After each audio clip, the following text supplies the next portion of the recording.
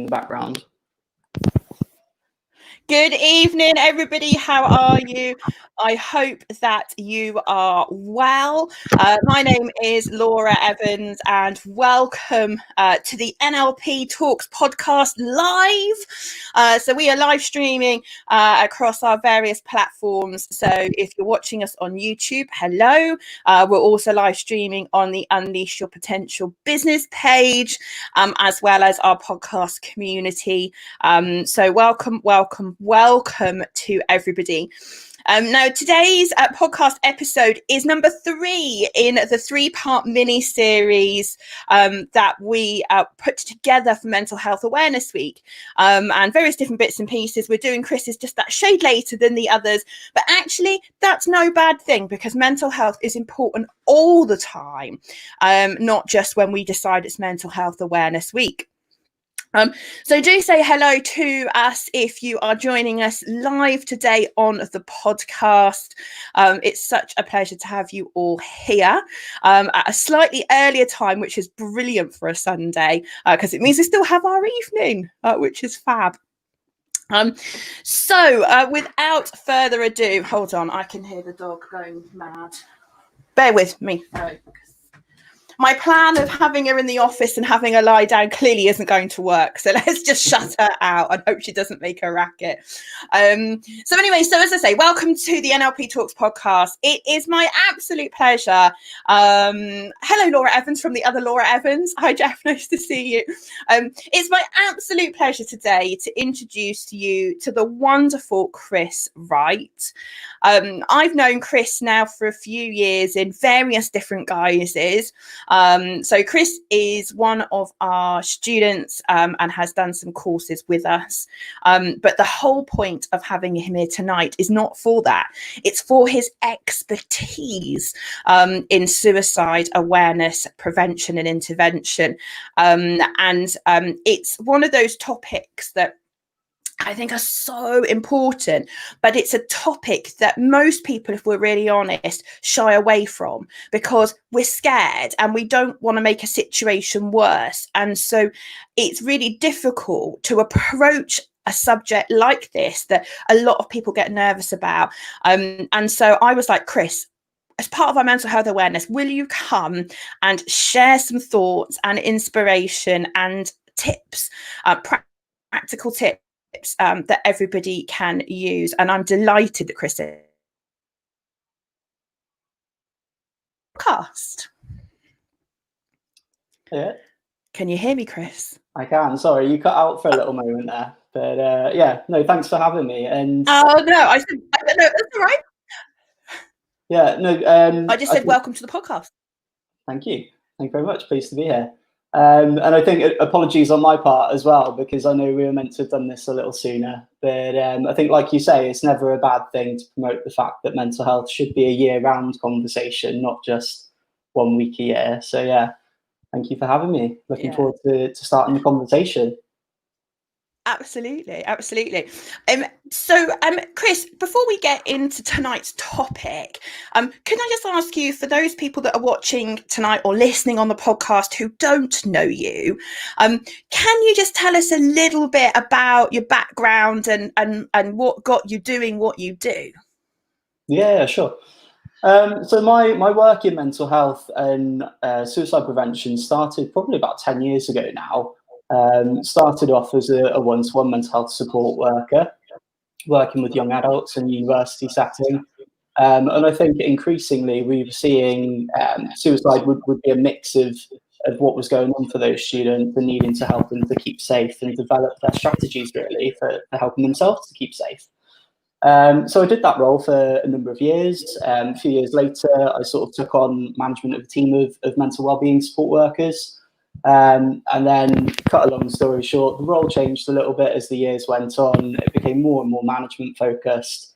And I was just having less opportunity really to deliver training to staff and to people in our local community. And, you know, that was the stuff that I really liked. It's the stuff that delivers impact for me.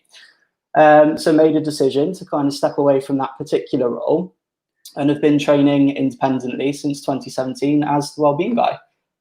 So as you mentioned, yeah. Lots of suicide intervention focused stuff. So we deliver a 2-day workshop called Assist, which is all about the intervention skills for frontline workers. We also deliver a half-day program called Safe Talk, which is around sort of starting the conversation, developing that awareness, and spotting people that could be at risk.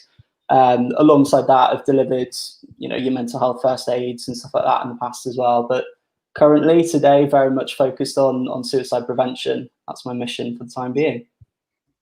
Awesome. And having done your assist suicide training, I've got my certificate here. I have to say, as a master coach and as a trainer of NLP, I work with people, as you know, all the time, kind of unofficially, if you like, in the mental health space, because that generally is where where I end up helping people, stress and anxiety and things like that. And before doing your training, I really felt ill-equipped. If anybody had ever come to me and said, I'm having suicidal thoughts, I would have just frozen and panicked, because I had absolutely no idea what to do. We'll talk more about your course at the end, but yes, I highly, highly recommend it. It's amazing. So thank you for equipping me with some skills to be able to help other people. Not at all. So let's start the conversation off then about, suicide and what it is, and, some stats, if you can, around the extent of the problem, because I know, as a kind of, as I would call myself, a lay person in this area, over the last few years, there's been ever increasing press around, and when we had Caroline Flack earlier this year, it's becoming ever more popular, which I think, from my point of view, it's a good thing that people start to talk about it. But I just, I'd like to invite you just to tell us a little bit about, what it is, and just give people some scope around it. Yeah, sure. So I suppose within Wales, statistically speaking, we've got about 350 people a year which will die by suicide, and that's kind of, in terms of reported by the coroner. And there's a whole host of arguments around, is that the actual number, or is it, in all reality, probably a lot more, but a lot of those deaths don't get recorded as suicide. We know that 1 in 20 people at any given point will be having thoughts of suicide, which is massive. And that really shocked me the first time that I heard that stat, because I previously thought of suicide as something quite remote and, detached, and it just happens to a few people. But 1 in 20 people is actually quite a big stat. I mean, if you look at the population of Wales, which is where I'm based and where I predominantly train, it's about 155,000 people a year that are having thoughts of suicide at any given time. And I think, COVID aside, we know that the NHS is stretched at the best of times, and access to some of those traditional professional caregivers that we might, jump to mind, like your doctors, your psychologists, your psychiatrists. We know how hard that can be to get access to those people absolutely when you need them. So the whole ethos, I suppose, around the community-based approach to suicide prevention is that actually there's a role that we can all play at a really basic level in terms of spotting people that could be at risk, starting that conversation, helping to try and keep them safe for now, I suppose, and then moving them forward into those professional supports as and when we can get to them. And it's that holding piece, I suppose, and making people safe in the moment, giving them that third option between living and dying, of actually, let's just stay safe for now. Yeah. You're asking about the stats of those 355 people a year within Wales. It's interesting how it breaks down by gender as well. So the stats that we take are from Samaritans, and of those 355, about 97 of those are women. The rest of them are men. Wow. So that's really, really stark difference there. Yeah. I think, quite often we hear the headlines, don't we, and we see it on social media, that suicide is one of the biggest killers of men under 45. But I think that stat just goes to illustrate that, really, just how stark the difference is. Yeah, no, totally. Just as a slight aside, can you be careful not to keep knocking your mic? It keeps going tap, tap, tap, tap. I think when I came on your course, that was one of the real stark. I mean, I had no idea the gender balance was so swayed. I count myself extremely lucky that I've never, suicide has never been a concern for me personally, and it hasn't really been something that's impacted my friend circle or family hugely. And when you come on a course and you start to realize the extent of it, it's really challenging. I remember on the course I came on with you, we had a lady on the course that had attempted suicide, and that was very real. That was a real light bulb moment for me in terms of that. Can I ask you then, there's a difference, isn't there, between someone who is having thoughts and someone that has gone further down the river, so to speak, and maybe might have plans and things like that. So tell us a bit, because it's not like suicide is not just one great big label, is it? There are so many different elements to it, and I think that was one of my other light bulb moments. It's like, actually, I would feel very happy having a conversation with someone about how I could help them stay safe for now. That's a very different type of intervention than someone that perhaps is in the process of enacting a plan. Can you maybe give us a bit of an appreciation of the kind of the I know it's a river, isn't it? I think in the training that you talk about. So we talk about the river of suicide within our training as a bit of an analogy, really. So I think there is multiple shades of grey within suicide, which is something that I myself probably didn't have an appreciation for before I undertook the training many years ago. And I used to think it was quite binary, quite black and white, that someone was either suicidal and wanted to die, or they weren't and they were in this other camp. But I think actually what we kind of get to grips with and what we unpick is that there are all these different shades of grey in between, and someone may be having thoughts of suicide but desperately not want to die.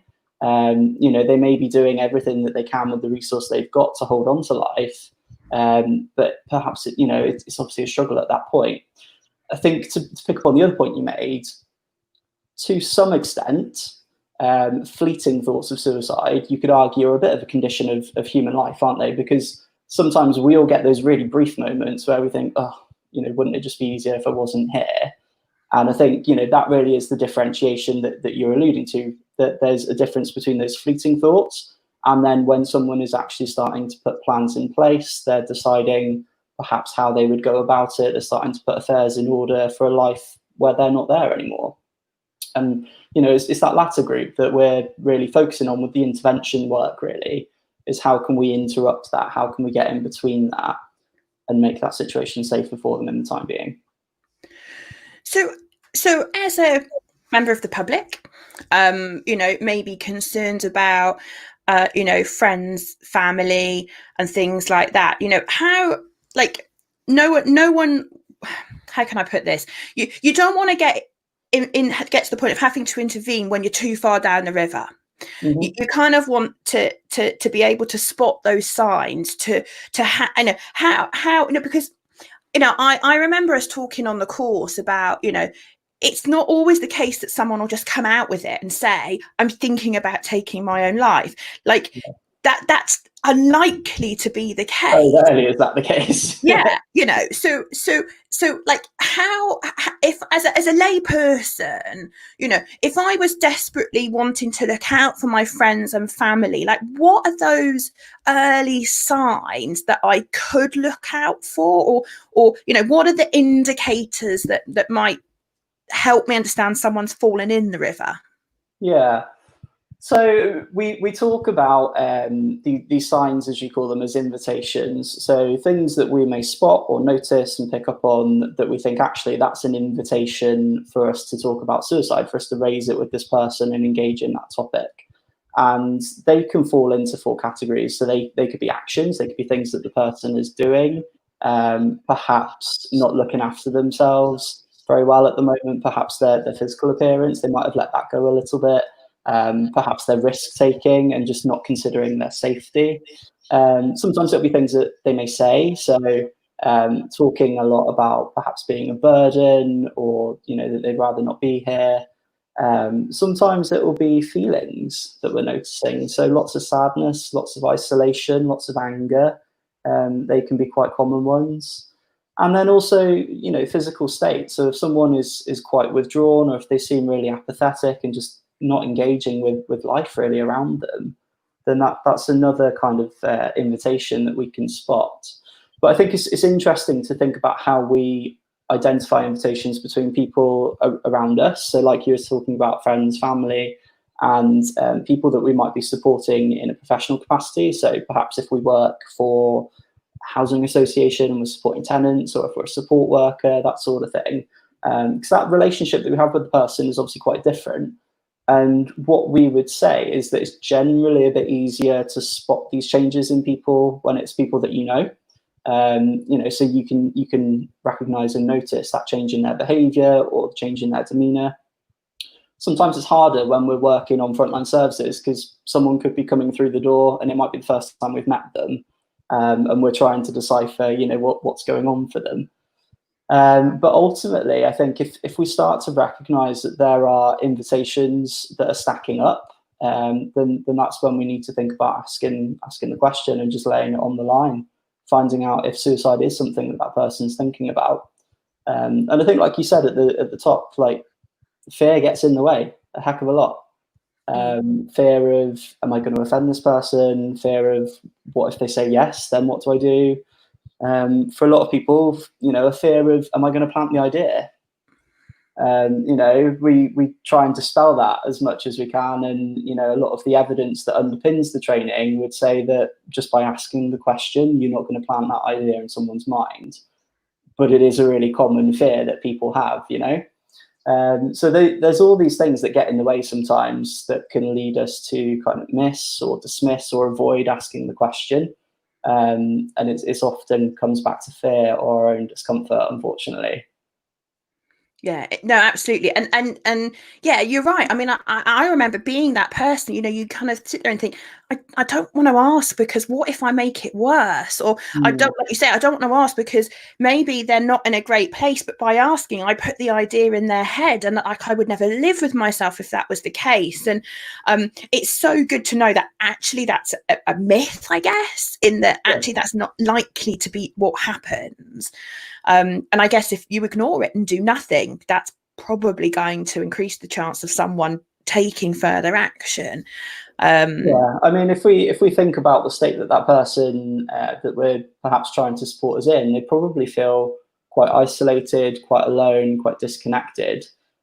So anything that we do to ignore invitations or to handle that badly that serves to create distance, then that's not going to help the situation. What we need to be doing when we're trying to support someone is building rapport, building trust, and getting them in a space where they feel like they can have a really open and frank conversation with us.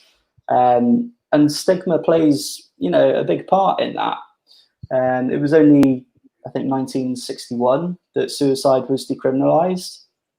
You know, so there are people still alive today who, when they were younger, perhaps, you know, up until their 20s or so, suicide was a criminal offence that you could get prosecuted for. And so that's got its own stigma that comes with it. Of course, you know, in many religions, it's deemed a sin as well. Hence, committing suicide as a phrase that was termed, it's got those negative connotations. So we try not to use that phrase. I mean, obviously, with NLP, language is very important, and precise language is important. So we don't talk about committing suicide because it's got those connotations to committing a crime, committing a cardinal sin, that sort of thing. And of course, stigma goes two ways. So we, as the person trying to provide support, you know, we could have our own set of beliefs, our own set of stigmas that could be helpful or unhelpful in a conversation with someone that we're trying to support. But equally, that person that we're trying to support could have their own stigmas as well. I remember a colleague of mine, she was supporting a lady a few years ago who was a staunch Catholic. You know, and she was saying, you know, I've got all this judgment about suicide, and I know that it's a sin and that I shouldn't do it, yet I feel it. And so that internal conflict was going on. So the reason I mention this is because I think a lot of the time when we're just starting to work with someone or trying to offer that support, they're likely going to be trying to get the measure of us, testing us a little bit to see, is this a safe person for me to talk to about suicide? Are they going to judge me? Are they going to, phone work and tell them, or are they going to phone a local psychiatric unit? There's all these fears that are going on for people. So I think we just need to take that all into account, really. There's a lot going on for the person. Before we actually start that conversation, we need to set it up to happen in a way which is conducive to that. Yeah, absolutely. No, I can totally see what you're saying. So let's say if we follow this kind of along its course. So let's say I've seen some of the invitations as they're called, and maybe someone isn't themselves. Maybe I've noticed them getting their affairs into order, talking about wills and things like that, and I've got the kind of signs, if you like. The next, I guess, question is, how do you start the conversation? I mean, how do you do it? I mean, do you do it gently? Do you call it out? Do you, what would your tips be? Yeah. So, obviously this isn't going to come from nowhere. We've, by this point, probably been listening to the person for a little while, or we've been in conversation with them for us to start to pick up on these things that they might be saying, or, the kind of gut feeling that we could get from the situation, I suppose. And at this point, it's very much about asking a really clear, direct question about suicide. We talk a lot in the training about guidance and how guidance will fluctuate when we're going through an intervention situation. And sometimes it'll be low guidance, other times it'll be quite high guidance. And for asking the question, it's definitely high guidance, because we want a really clear, precise answer to a clear, precise question. So we would always advocate asking the question, as simply and straightforward as possible, really. And if you're comfortable to use the word suicide in that question, then do, take some power back from it, use it and claim it. A lot of people do worry about how to lead into asking that question, I suppose. So one of the things that we talk about is a recipe for asking the question, really. So if you've noticed some of these invitations, there's a little formula, I guess, that you could drop that into, and you could say to that person, sometimes when a person is feeling X, Y, Z, they might be having thoughts of suicide. Are you having thoughts of suicide?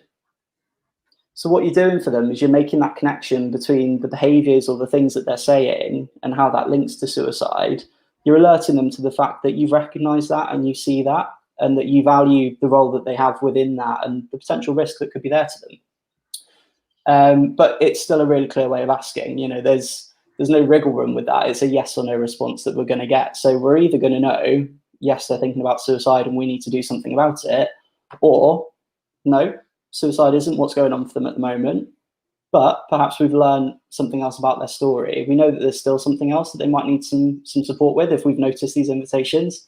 It's just not suicide. So a lot of people have a concern, I guess, about offending someone by asking the question. To me, that's just fear playing out again. That's just another reason not to ask. It's a bit of an excuse, perhaps. I've never really had a negative response from someone just by asking the question, even when I've got it wrong. And I'll hold my hands up to that. Really? Yeah. The worst I've had is maybe a bit of an odd look, and they've gone, oh, well, no, that's not what's going on for me. That's not what I meant. I'm like, oh, okay, well, I'm glad to hear that. What is it then? Because there's something else that's going on. I think ultimately it communicates a value and a respect, doesn't it? The fact that you care enough to put yourself in that scary place of asking the question. No, it does.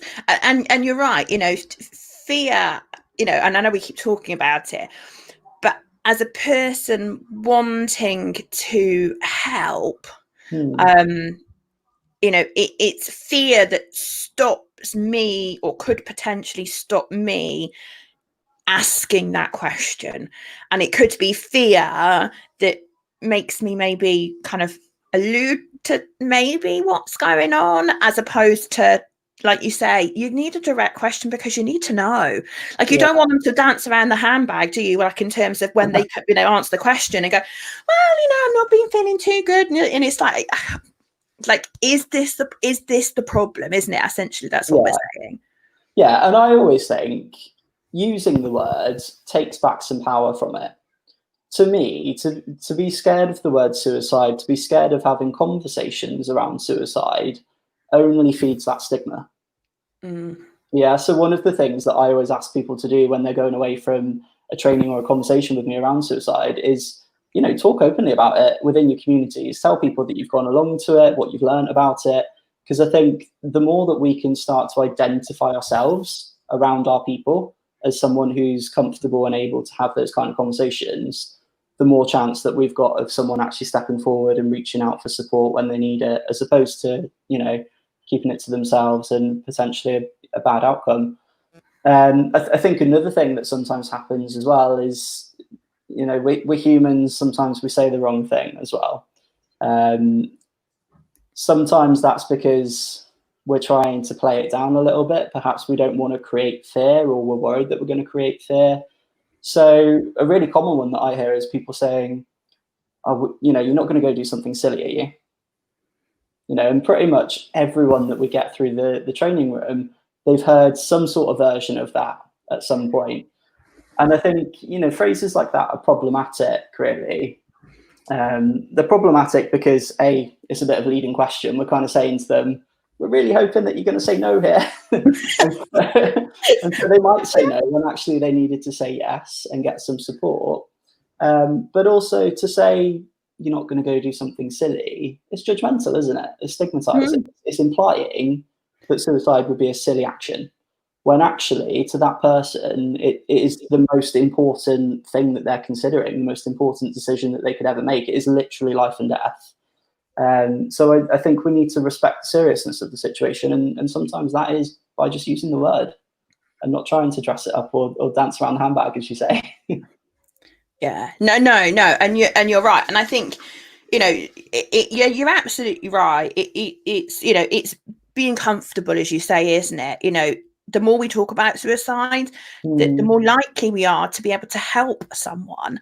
You know, keeping it buried and not talking about it only drives the issue underground, doesn't it? And means that it's, you know, like you say, it's less likely that they're going to get the help that they need. Yeah.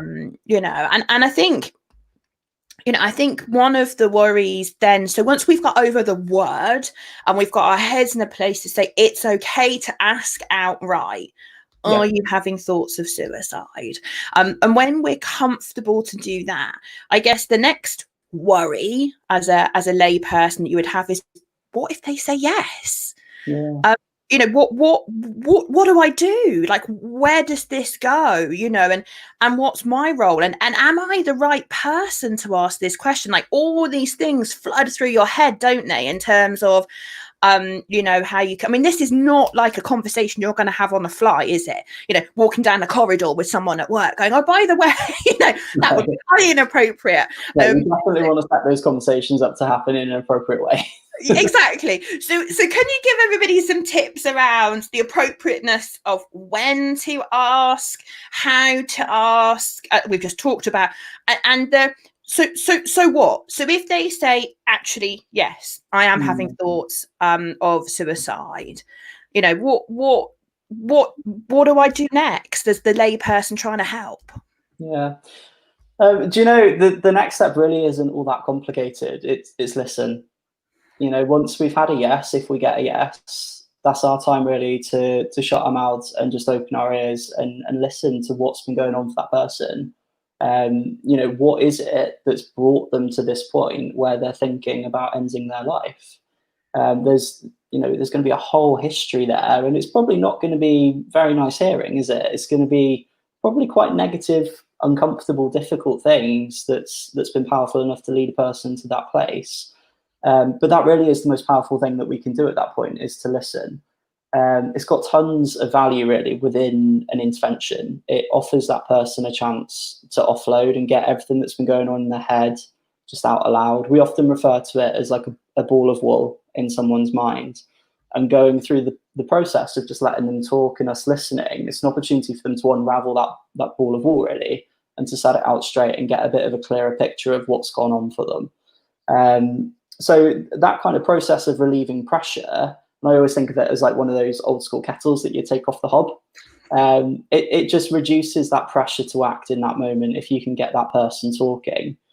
And also, if they feel some temporary relief from talking and being heard, then that in itself might give them some hope that more talking in the future could lead to more relief, and reducing those feelings altogether, perhaps.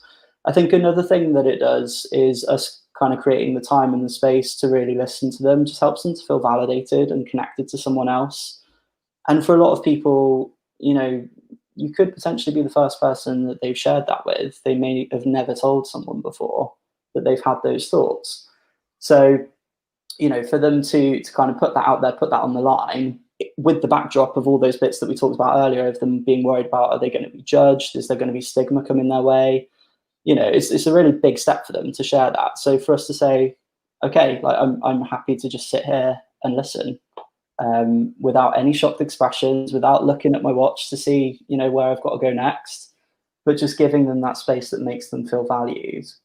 And I think, the other thing, if we can incorporate some reflective listening within that as well, then that leads to reflective thinking on the part of the person that we're trying to support. So when it's all been internalized and they've not spoken it out aloud, they perhaps have a slightly different perception of what was and what could be, versus when they've had an opportunity to lay that on the line with someone. So sometimes it can lead to new perspectives as well, is I guess what I'm saying.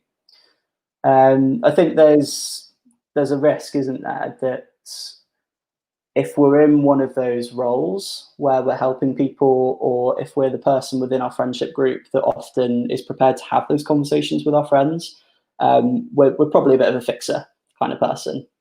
And I've got a lot of time for fixers, great intentions and all. But actually, within a suicide intervention context, trying to rush ahead and fix the situation isn't what's required at that point. But it's required to kind of slow it down and just lay it all on the line and just listen to what's been going on for that person.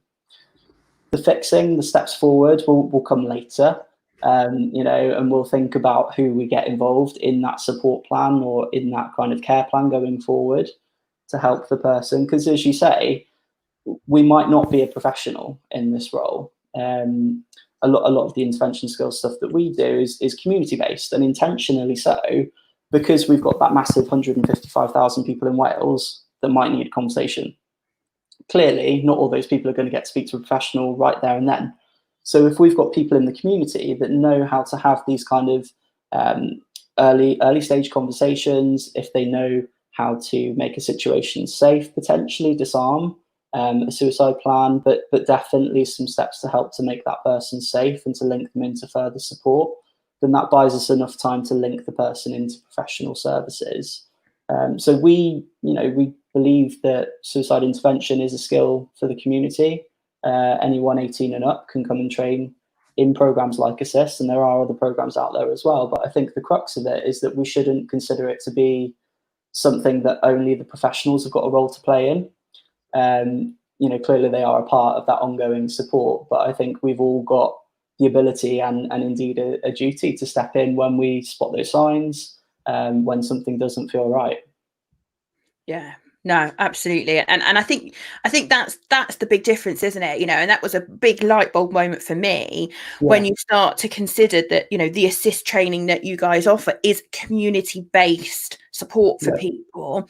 And I'm not being funny, but there's 3 million odd people that live in Wales, and the higher number of people that are willing and able to have those initial conversations, the safer we're going to make the community that we live in. I mean, we have listeners on the podcast all the way around the world, and although we're talking about Wales because that's where you and I live, Chris, the same principle is everywhere. Assist is an international program, isn't it? So absolutely. It's everywhere. It's delivered in 26 countries around the world. We were asked a month ago if we would consider going out to Dubai, because it's just very recently been decriminalized in the UAE. So it's great to see that things are changing and that there's that appetite for people to learn these skills. And I think, as you say, the more people that we could have on that riverbank, taking it back to that analogy of the river of suicide, the more chances we've got of kind of fishing someone out or giving them a rope to hold on to when they're in that dark place. Yeah. No, exactly. And I think you're right. I think that, people like me and a number of our listeners to this podcast are people that are fixers. We are very good at jumping in and wanting to find solutions and and I can help you with that and things like that. But actually with suicide, that's not really the first step, is it? Like you say, the first step is just shut up and listen. Yeah. And like you say, earlier, it's a brave step on the person to actually have decided that you're a safe place. Yeah. And actually you may be the first person that anybody's ever told, and just, we all know, especially, some of the NLP training we've got, some people are external process. They need to think out loud, and just being able to get all of this ball of wool out of their head and just say it out loud, all of a sudden they might start to find their own solutions to some of the challenges that have led them to this point. And it's just our role, isn't it, to listen. Do you have any kind of, I don't want you to breach anybody's confidentiality, but to kind of any kind of case studies that you can share that might help people kind of get their heads around how this might play out in reality? Yeah, so I guess there's a couple of I suppose lessons learned from when I was doing the one-to-one intervention work. I think, the key overriding thing is that suicide is one of those topics that you can never be sworn to secrecy on. If you can imagine someone that's sharing that with you for the first time, there's a really good chance that they're going to, put the pressure on, I suppose, not for you to share that any wider. I remember working with one person who, we'd been working together for a little while, but on anxiety and depression, and things had come to a T, and suicide was something that we needed to talk about. And they told me what was going on. They shared that they had this potential plan of taking an overdose, but then they asked me not to tell anyone else. And I felt really uncomfortable about it, because I knew on the one hand that's not how we're meant to do things. There's a policy, and the policy says you don't do that. On the other hand, I've got this person that I've been working with for quite a while in floods of tears, near on begging me not to tell someone back in the department what was going on for them. And of course, you have to do that. You have to share. Suicide is one of those things that you can't keep to yourself. I knew that I wasn't going to be on call 24/7 for that person. And so if something changed once I'd gone home, they were going to need to link into other support. So I did share. I did breach confidentiality, although it was within our framework for how we would work. And process kicked in, and that person was made safe, and we got hold of the medication and we disarmed it. Interestingly, in that situation though, the person spoke to me 2 weeks later, and they said, I knew that you were going to have to tell someone, and I knew what was going to happen as a result of it, despite being there in floods of tears, begging me not to tell anyone. So I think it's interesting as well, isn't it, how when we're working in services where we've perhaps gone through, data consent and confidentiality with clients that we're working with, sometimes that's their way of asking for support. Sometimes that's their way of triggering a process that they know will keep them safe, despite what they may be saying in the moment about not wanting you to share that with other people. I think, just to share like another aspect on it, we wear different hats, don't we? We're different things to different people. We perhaps have slightly different roles. And it can be really, really different supporting someone in our personal lives to supporting someone in a professional capacity. And one of the things that we get people to think about on the training is, there will be times when you're not going to be the right person to support a particular person, and that's okay. And, there's all different things that legitimately can get in the way of us being a support. And that might be that the person is too close to us. If you think of someone really, really close to you, like a partner or a family member, we might actually be part of the problem. We might not know it, but we can be part of the problem. So sometimes if we're too near to someone, then we might need to kind of look out to our wider network of caregivers and try and get support in from someone else. Other times, quite legitimately, there might be stuff that person's sharing which is really triggering for us if we've gone through similar circumstances. And so that needs to be a consideration sometime as well. But also, we're all only human. even those of us that work in mental health, you know, we all have good and bad days. And for me personally, if I'm having a bad day, or if I'm feeling like I don't particularly have a lot of resource to give at a given moment, then there might be times when I decide to signpost to someone else and ask someone else that I know is ready, willing, and able to provide that support, if I don't feel that I've got enough resource to give it my everything. And that's okay. You know, that is the right thing to do in those situations. So yeah, different scenarios where actually we might not be the right person to help. And I think we just need to give some weight to that, really. Yeah, totally. Oh, that's so useful. Like, that totally makes sense listening to you. And I know I've done the course with you and I've heard that before, but it's so nice just to have it refreshed in your head and think, actually, it's okay if I'm not having a good day. You know, I shouldn't feel like it's my responsibility, but it is my responsibility to find them someone else to talk to. You know, even if I can't do it myself there and then. I think we are all probably guilty of putting that pressure on ourselves, aren't we? To have to step up, to have to give everything, even when we don't have enough to give. And, you know, that's something that I'm getting better at myself. I hold my hands up to that. I overcommit sometimes. In fact, you know, I don't mind sharing. That's partly why we're doing this podcast now and not a couple of weeks ago, because initially the week that you asked, I was like, actually, I'm just swamped. I really don't have the headspace for this. And I think, you know, it's a good thing for us to role model that, you know. Totally. And that's why I was like, yeah, cool. You just let me know when you're available. Yeah, I will do it. You know, at the end of the day, you're a mine of information on this subject, and to be able to share that with our podcast community, you know, around the world. You know, we're listened to, I think it's 65 different countries around the world now. You know, and to be able to get this message out, you know, is something that's worth waiting for. And I think people, when they're in your position in this example, shouldn't be afraid to turn around and say, yes, but not now. And, you know, and people that value you and respect you will be like, yeah, cool. All right, no worries. And, you know, there's always going to be other people that can support if you are in that situation where you can't be the, you know, the intervention support to that person at a given time. I think just across South Wales, I've personally trained a network of about 250 people from all different professions. We've had sort of community housing officers from social landlords on. We've had some members of the police. We've had paramedics. We even had a GP in our last one before lockdown.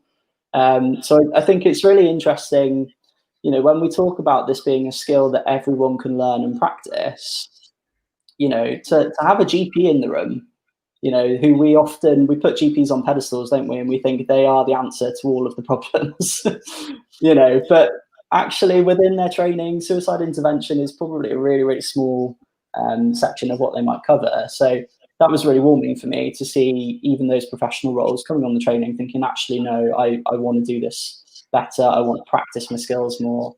And I think it's good for everyone else on the course as well to feel like actually this is something that we can all be on the same level and learn about. Yeah, no, definitely. Yeah, and there was a huge array of people on the course I was on. And it's one of those things, at the end of the day, we're talking about something that's really fundamental for all of us as human beings. Like, you can leave your job title at the door, because at the end of the day, you're just a person having a conversation with a person. And it doesn't matter who you are. And that's why I love this community-based approach to trying to help people. Because like you say, with the best will in the world, there are not enough psychiatrists and psychologists to go around. No. And actually, you know, it's that listening is the crux, isn't it? I think ultimately, if you're a good listener, you would make a good support, a good caregiver for someone who's in crisis. Because the framework and the safety planning, that can all be taught. But actually, if you're not comfortable listening to someone else's pain, if you're not comfortable kind of shutting your lips and just being there and being present with someone, that's the stuff that counts really in this kind of work. Yeah. No, I remember when we were on the course, and I can't remember the exact example that you gave, but once the conversation had started and the person was clearly looking at suicide, it was the conversation that, they just didn't feel like anybody had listened. And I remember that, like, I can't, you probably know the case study better than I do, but I just remember listening to you talk about that particular case study and sitting there thinking, wow, all they wanted was for someone to notice them. All they wanted was for someone to actually listen. All they wanted was for someone to say, are you okay? And nobody had. I think there was another one you shared on the course as well about the photographer. And there was, I'm going to get the case study wrong, but there was a man, I think, on a bridge, and there was a young couple, and they asked him to take a photograph. It was something like that. And that's just like ingrained in my head. That was the example with the Golden Gate Bridge. So that if you type in man on the Golden Gate Bridge into YouTube, there's I think about an hour-long documentary that you can watch with this chap, and he's one of maybe 3 people to ever sort of jump from the Golden Gate Bridge and survive, because apparently it's such a fall that it's like hitting concrete when you hit the water down below. And in this documentary, he talks about how he was stood on the bridge, just on his own, looking down at the water below for years and ages and ages. And on a level, that was his invitation. And yeah, as you say, he was wanting someone to kind of notice him, validate him, break through that, and offer some support. And he talks about how a couple approached him, tapped him on the shoulder, and he thought, oh, this is it, someone's finally noticed. And then they just said, oh, can you take a picture of us while we're here? And he says in the documentary that in that moment, that's when he decided that, that he held no worth, and he climbed over the bridge. And interestingly, though, what he does say is that the second that his foot left the railings of the bridge, he realized he did not want to do that. So as soon as that control was out of his hands and he was about to be falling, he had that change of heart. He didn't want to die anymore. Unfortunately, he survived, and now he's a great advocate for going around and talking about suicide prevention. But sadly, not a lot of people get that second chance, do they, once they've committed to something like that? No. I'm going to go and watch that YouTube video because I never watched it, and you've just reminded me. So that's my activity for this evening. I'm going to go and watch that YouTube video. I'm conscious of time, and I just can't believe we've been here 50 minutes already. I'm conscious that we've talked a lot about suicide from the point of view of how to identify it. We've talked about having conversations. We've talked about listening, and all of those things. But can I take you right back to the very beginning, which is prevention at the very start is obviously a key part of preventing people from even sliding into this river in the first place. And the kinds of prevention tactics that any of us could use personally so that we don't ever end up slipping in that river in the first place ourselves. What would you say are some really good mental health tactics that prevent things from escalating in this way? So, I mean, a lot of this stuff is going to come back to self-care, isn't it? Those kind of activities that we can all be doing on a day-to-day basis that help to keep us well. And as you say, prevent us from hopefully ever falling into that river. It's also that old analogy, isn't it, of you can't pour from an empty cup. So particularly if you're in one of these helping roles where you're constantly giving and giving and giving energy, it's really important that we kind of focus inwardly now and then and just think about checking in with ourselves and looking after ourselves. And I think, lockdown over the last few months has been a particularly challenging time for people.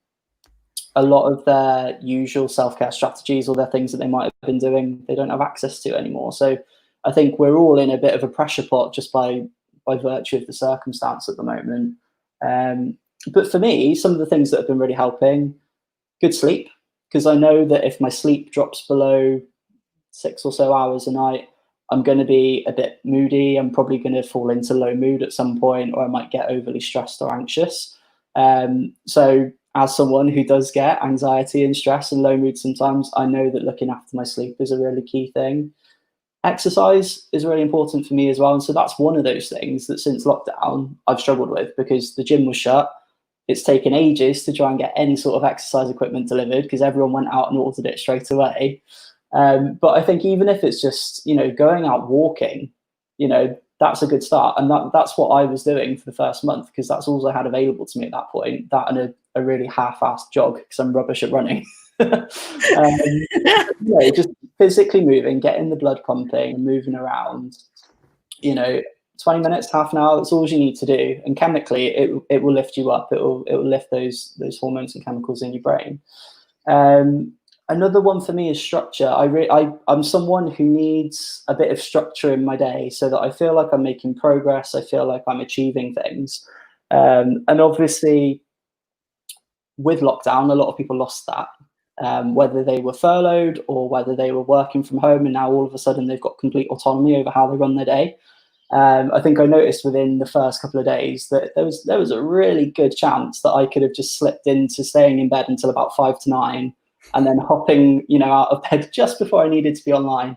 But actually, just planning my day a little bit so that I know that I'm making progress through the day early on was important for setting me up for a day. The news as well, limiting the news has been something that I've had to do recently. I think to start with, I was kind of all consumed with what was going on, had BBC News on in the background 24/7. And it's just all the same rubbish going round and round again, isn't it? And I think if you're just taking that in, even sort of subconsciously, it's not a good message to be giving yourself. So I cut that down quite quickly and just have like half an hour dose of the news, and that's enough now. Switch off and get back to my day. But I think, the overriding one for people has to be talking, doesn't it? Using our networks, using our friendship groups, not pulling back, not isolating. And there's a real risk of that with lockdown, because we're not able to get out and see people like usual. And I guess by this point, the kind of Zoom fatigue has set in, and the fatigue of another quiz on a Saturday night, but I think if you can find those mechanisms to still keep in touch with friends, then that's a really key one. So hopefully, with the changes that are happening now, we can have some social distance get-togethers in the park and stuff like that. Yeah. Yes, please. Yeah, I think we need that stuff to keep us all on the right path, I think. Yeah. No, absolutely. Yeah, an array of brilliant tips and ideas there for people around prevention. And it's one of the reasons, I guess, why they've always encouraged us to exercise. I always think whenever I'm stressed or I'm anxious, I have to get outdoors. As soon as I go outdoors, whether it's down to the sea, whether it's in the woods, wherever, I just exercise and being outdoors. I love nature, and I'm just such a fan of get outdoors and do something, and it's just brilliant. And the outdoors is such an easy hack for mindfulness as well, isn't it? Sort of taking yourself away from all of the buzz of modern day life, I suppose. And I love just wandering like through the woods by us, just looking up at the trees. Yeah, perfect. Funny enough, that's what I'm going to be doing very shortly. I'm going to take the dog out, which is I like it. I know. I love an evening walk. Chris, thank you so much for all of your experience and tips and techniques and sharing your experience. It's, for a subject that I know a lot of people find difficult, I know, having listened to this podcast episode, there will be more people out there who will feel better equipped to ask the question and to listen. And that's such a great thing. Are there any final thoughts that you would like to share before we kind of wrap up? I think I guess to give a plug really to one of the mental health services that we've got here in Wales, and I know this is Wales specific, but we've got a fantastic service here called Call. And it's, I think it's based up in North Wales, but all of the listeners on the phone line essentially are mental health trained professionals. So they've done mental health first aid, they've done programs like Assist, they know about suicide intervention. And I think if you're ever in a position where you're supporting someone and you're worrying sort of where to link them on to next, perhaps if the GPs have shut for the day and you don't feel that it's urgent enough to call 999 or take that person to A&E, then Call are a really good resource to link that person into, because they can phone them day or night, they can text them as well, and they can get that conversation with an intervention trained specialist. So it just takes that pressure off our shoulder a little bit to to feel like we don't need to be the person that's available 24/7. But they're also a great resource for us as well. So if we've been doing some particularly challenging interventions, and if we feel like we need to offload and debrief that, then we can phone up call as well here in Wales, and we can just talk that through and debrief it with them and look after ourselves in the process. Amazing. And of course, there are all sorts of other charities as well here in the UK, and I'm sure in other countries around the world. Just Google them in your local community and find those suicide support charities, because the more people that we can get involved trying to help, the better, as far as I'm concerned. So Chris, thank you so much. Okay, thank you for having me. So we talked a little bit as we've been going along about the 2-day assist. I love my certificate, Chris. Thank you so much. But the applied suicide intervention skills training, which obviously I did with you. According to this certificate, I did it February last year with you, so over 12 months now. Who'd have thought? Yeah, February 2019 I did it with you. Obviously there's training material and certificates and things like that, and I highly rate you as a trainer. I think you're the right person in my eyes to go and learn this kind of stuff from, and I love your approach on it, and you've got so much experience. So if someone was interested in doing that 2-day assist course, do you want to just give everybody just a couple of minutes of what's covered in the course, and then we'll talk about how people can get in contact with you if they want to?